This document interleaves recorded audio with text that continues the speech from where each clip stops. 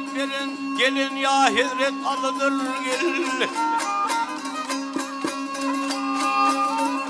Aslan çiğndiğin kılıcın, aslan çiğndiğin kılıcın çalın ya Hazret alıdır.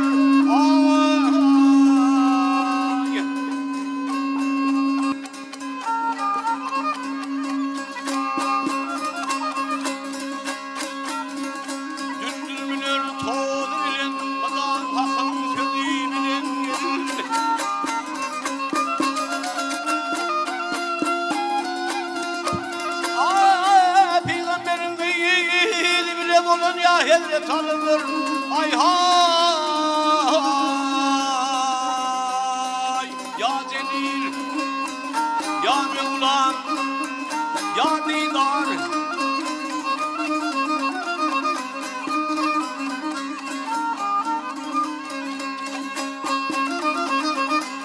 Hep hak götürmüş ağını, hak geçirmiş yağını.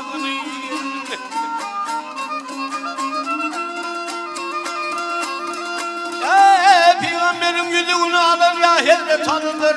Ay ha.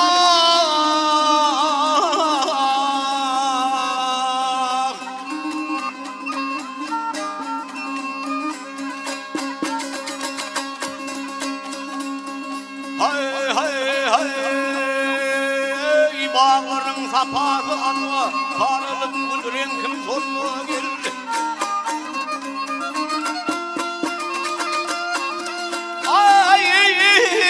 Oğlum sen kanmayın olma, pirim ya Hazret tanıdır. Ay ha, ya Celil, ya Didar, ya Cebbar.